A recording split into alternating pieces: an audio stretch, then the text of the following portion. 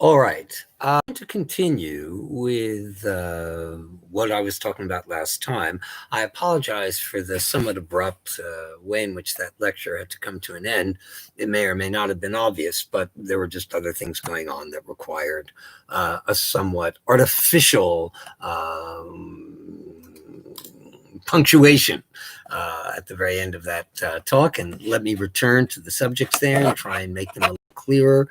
I have some outlines and notes on this material that are all in my office at Hunter, and so a little harder for me to than is normally the case, but I will make that trip to Hunter shortly and be sending some pretty, hopefully, comprehensive notes on this material fairly soon, since I'm appreciative of the fact that it's nice to hear a talk, but it's also helpful to be able to read slowly what's going on.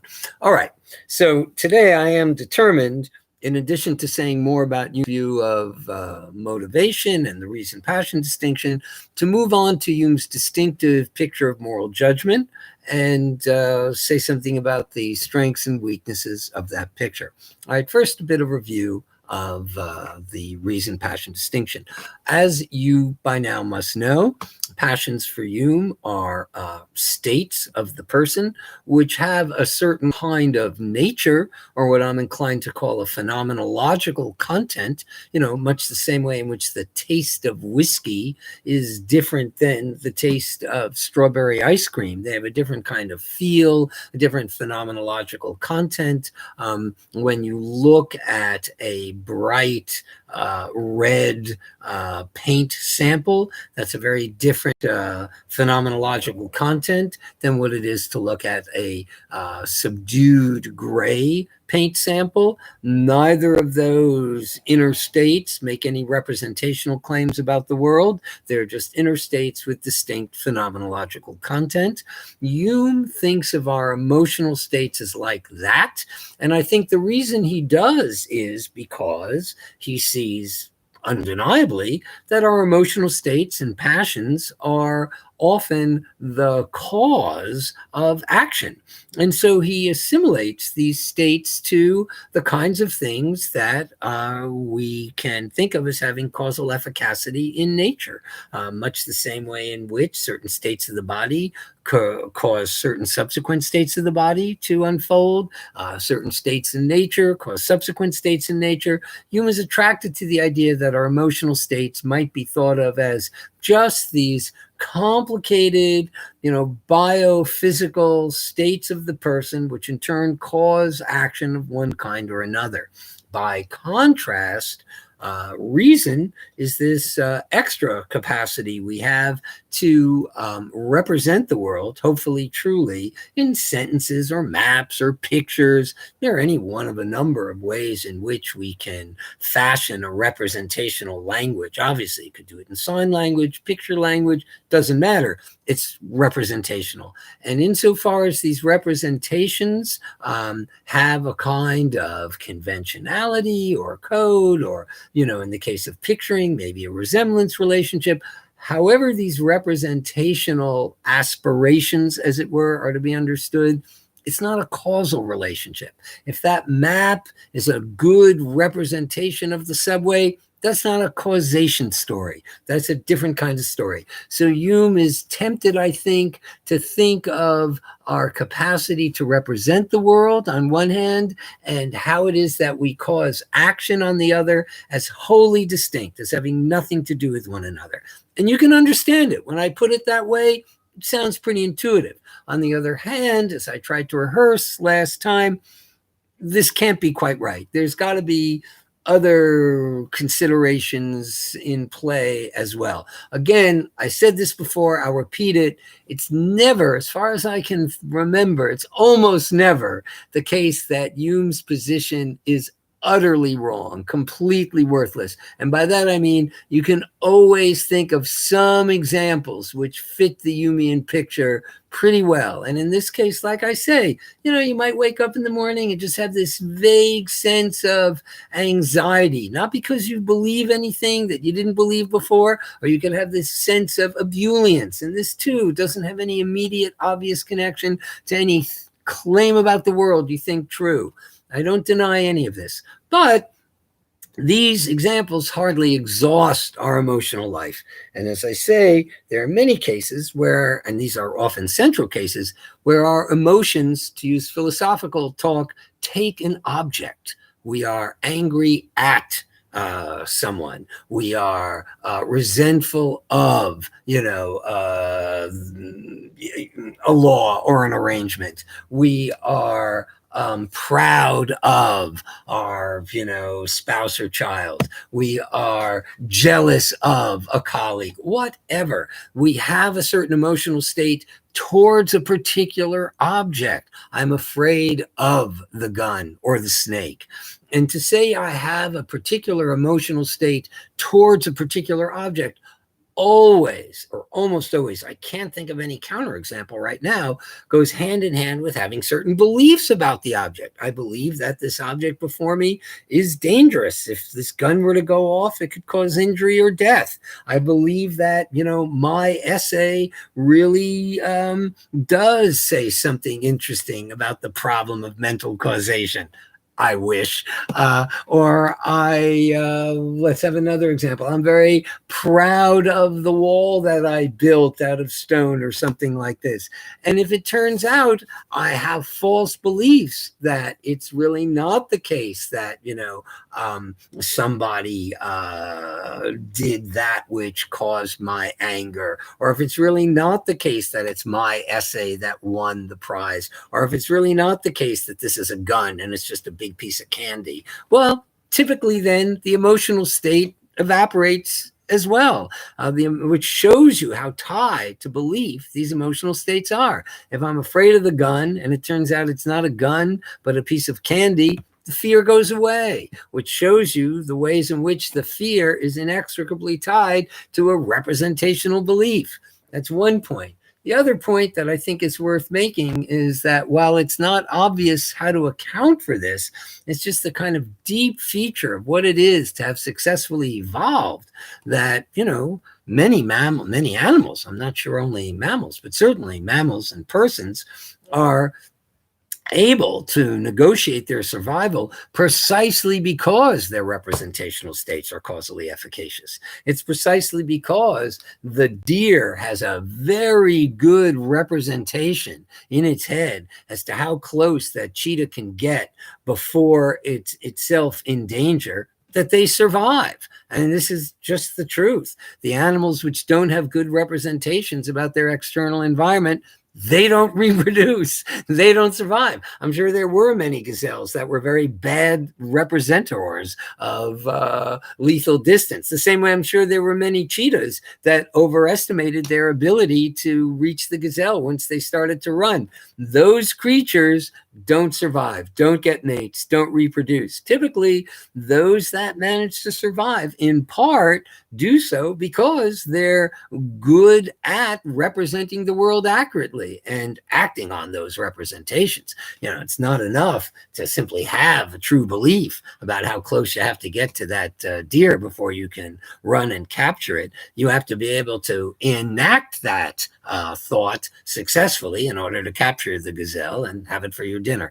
So when you think about it, it seems undeniable that representational states will, in many cases, have a kind of causal efficacy. Indeed, one might say we're selected for just that, and that the creatures of a species that survive, among other things, are generally good representors. They're good at picturing the world correctly. Otherwise, you don't manage to avoid your predator, you don't manage to get your food, and so forth and so on. So Clearly, Hume's picture can't be quite right. We don't in this course have to worry very much about, well, so what is the right account of how representations have causal efficacy? Not our problem. I'm just trying to point out to you that as seductive and as tempting as Hume's view is here, that the representations kind of float freely over causation, and causation has nothing to do with representation. It can't be quite right. All right.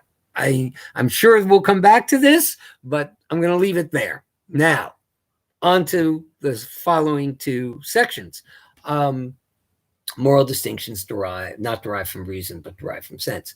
So when Hume says moral distinctions not derived from reason, marvelous 18th century sort of talk. Let's unpack this. Moral distinctions is simply an 18th century way of saying moral properties. And when he says not derived from reason, what he means, of course, is that these are not to be thought of as facts, either empirical facts or abstract facts. And so they're not the kind of thing that reason, or if you like, it doesn't even matter whether we call it reason. They can't be thought of facts out there in the world to be detected.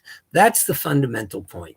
Now, pushing ahead a bit and saying what he does think they are before we go to the argument he actually makes as to how we can say, why we can say they can't be thought of as facts to be detected.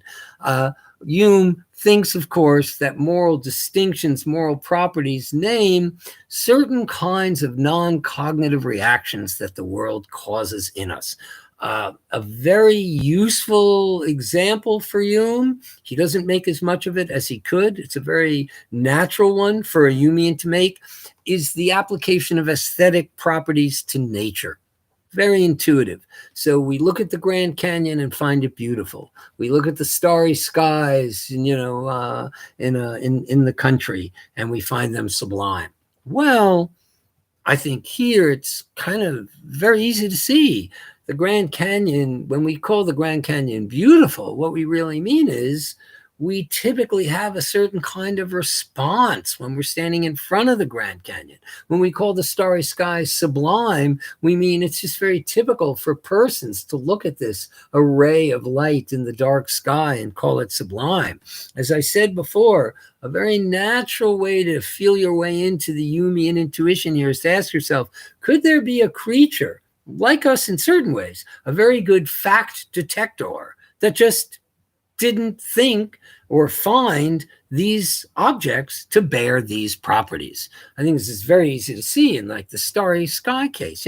Could you imagine some super intelligent creature from another planet standing next to you on that beautiful, Vermont, in that beautiful Vermont meadow at night, looking at the many, many stars of the Milky Way and saying, I see all the stars, and let's assume he or she even knows a great deal about the stars and black holes and so forth. There's no fact out there this creature doesn't detect. Creature gets all the facts. You can't accuse the creature of missing a fact. And yet, but I don't know what you mean by calling it sublime. I just don't see it. I just don't feel it. It's not obviously sublime to me. I don't get it. Or the beauty of the Grand Canyon. I just don't see it. I see the Grand Canyon. I see that it's a mile wide. I see that it's 17 miles, long. I see that it's, however many feet deep. Yeah, I see all the facts, but I don't find it beautiful. This would be for Hume, and I think for us, a very good kind of intuition pump, a way of kind of making the point, not so much by argument, but just by illustration, that these predicates can't be fact predicates. See, whereas saying the Grand Canyon is a mile wide, that's a fact.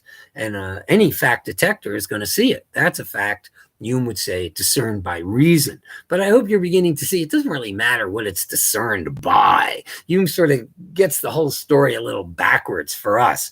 At least for me, it's not really important how you know these facts, whether it's reason or schmeason or some kooky faculty we don't yet know. The real point is it's out there. It's out there. It's a fact about the Grand Canyon that it's a mile wide. It's a fact that there are however many millions and millions of stars stars in the Milky Way. These are facts. How you detect them, how you know them, what faculty it is by which you're able to discern them, this seems to me irrelevant. The main point is that any good or competent fact detector will detect that fact. And other predicates are not facts in the world apart from us so much as predicates that arise through our distinctive sensibility.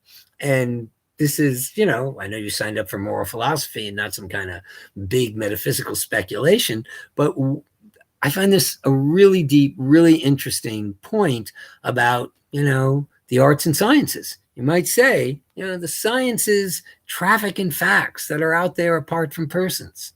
That's what they are. And you could easily imagine if we ever do meet Martians, that the physicists and the Martians could talk to each other about the world, because it really is the case that, Maxwell's constant is this, and, certain kinds of facts about magnetism or electromagnetism or compression and gases and so forth are the case. And, creatures very, very different than us would presumably, being curious, know them too. But then there are other facts, if you will, that are highly, highly contingent upon our own sensibility. So, whether Dickens is a good writer, or the Grand Canyon is beautiful, and I think the Grand Canyon is beautiful, and Dickens is a good writer, and whether or not, you can go on and on. Certain Hitchcock films are very well made and perhaps a little scary and so forth. All the language of art and art criticism, the language of now I'm getting touchy here. Hume would say the language of morality. This is not factual language. This is a language that refers to responses persons have, not to facts in the world apart from persons. That's the fundamental claim. It's a very interesting claim. It's got a lot of grip in philosophy today because philosophers love, many, I myself am not a Humean, but many love the idea of understanding morality in a way that makes it non-mysterious from the point of view of the scientist, from the physicist. So, if you're a certain kind of reductive physicist, you can say, yeah, justice, goodness, these don't name mysterious facts in the world. These just name responses persons happen to have to certain circumstances they encounter. That's why, and Hume was very proud of this part of his analysis, which is called, he doesn't use this term, but it's used of him by those who have followed Hume, projectivism. He says what we do is we have this reaction and then we project it back onto the object, and it seems to us as if we're detecting a fact in the object. So we say the Grand Canyon is beautiful. We say the starry skies are sublime. The lemon is sour. We're projecting our reaction back onto the object, and then it seems as if we're detecting this property in the object. He was very proud of that part of his analysis because he feels, it doesn't seem like a mere thing in our head. It seems like a true feature of the object. And projectivism was his way of explaining that we take this reaction and subtly, unself-consciously project it onto that which caused it. That's the fundamental approach. And as I said earlier, Hume is never completely wrong. I happen to think this is, in fact, absolutely correct about aesthetic properties applied to nature. When we call the Grand Canyon beautiful or the starry sky sublime, I think a Humean analysis, I'm just telling you what I really do think, is correct. I think he's absolutely right. They're not really these things in themselves. They really are these things for us. We project our reaction back onto the object such that it seems to us we are detecting a property, and so forth and so on. I think Hume is this analysis is absolutely right when applied to or offered as the right framework for the use of aesthetic predicates before natural objects. Okay. Now, this isn't a course in aesthetics. This is a course in morality or moral philosophy. So now Hume wants to argue, he thinks it's just kind of undeniable, that moral properties are that kind of thing too. I show my hand and want to say they're not. not the way he thinks they are. They're not the properties of physics. He's right about that. But neither are they the non-cognitive properties that are characterized as he would characterize such with aesthetic attributions of nature, where, as I say, I think the analysis is undeniable and plausible. What are his arguments for this position? Well, he has three, roughly. And I think the first two are pretty strange, as well as being weak. But the last is, in fact, a pretty interesting argument, and one we're going to spend a little time on. So first, so here are the arguments. There's what you might call a motivation argument. There's a kind of no abstract relation would not be true of nature too argument. What a mouthful. But that argument isn't really very important to us. It's just that it's in the reading and I should say something. And then there's that willful murder is vicious argument, which I think is the most intriguing, the most powerful. Okay, so let's take a breath. The motivation argument. Hume says, look, clearly the presence or absence of moral properties often motivate us. That can't be denied. He doesn't have to say that everybody is always good. Hardly. It's not important for the argument. Just that sometimes simply knowing that such and such, say, is rude is enough to motivate you not to do it. You know, maybe you're in another country or you're with other people who have a different conception of the polite and the rude, and knowing that for them this would be rude is enough to motivate you not to do it. Simply knowing that the predicate applies, knowing that it is just to repay your debt or honorable to do this or that can be enough to get you to do it. So I take it as absolutely undeniable, the first move in this argument, the presence or absence of a moral property affixed to an action does sometimes motivate. Okay, it's the first move in the argument. And then he says, but we know that motivation is a non-representational state. We know that motivation is a kind of feeling without representational content. So if morality motivates, and motivation is a kind of non-representational inner state, clearly morality, the properties of morality, the predicates of morality must name non-representational motivational states. Wow, I am just worried about my battery. I may have to break this off or talk quickly. I'm not near any place I can recharge. Well, this is a remarkably bad argument, actually. This is a really, really bad argument. Why?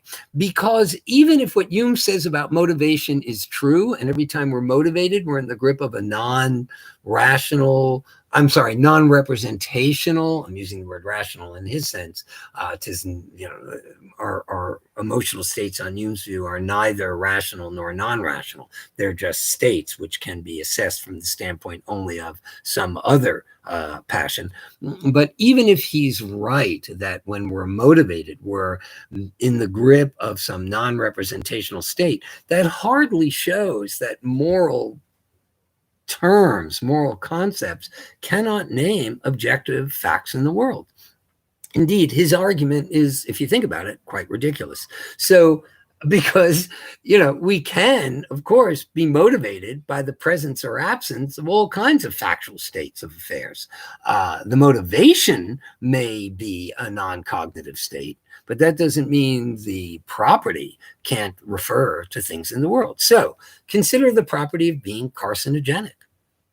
Cigarettes are carcinogenic, asbestos is carcinogenic. That's just a fact. It's just a fact. Nobody denies it.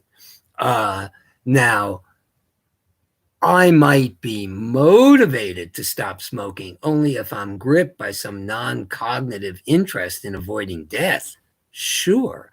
But from the fact that I avoid the carcinogenic because I'm in some non-cognitive motivational state hardly shows that the predicate is carcinogenic can't have truth conditions. Motivation is, if Hume is right, always the result of, I want to be careful here, being in a certain kind of non-cognitive state. But that hardly shows that what we're motivated about can't name a factual state of affairs in the world. So you'd never say, because people are sometimes motivated to avoid the carcinogenic, that shows carcinogenic, non-carcinogenic distinction is not discerned by reason. That would be nuts. Of course it is. You find out that things are carcinogenic or not by doing investigations in the laboratory. Whether you're motivated to avoid them, that's another matter. If Hume is right, we can set that aside. But even if you were right about motivation, it doesn't show you anything about the status of what you're motivated about. So consider two people. One is motivated by beauty. The other is motivated by wealth. I'm going to have to stop. One names a fact in the world. The other names an inner reaction. But the motivational states are apparently identical. You can't read the ontological status of the object of your motivation from any claim about motivation itself. I have to stop now. I'll take up the next arguments in a subsequent video. Bye.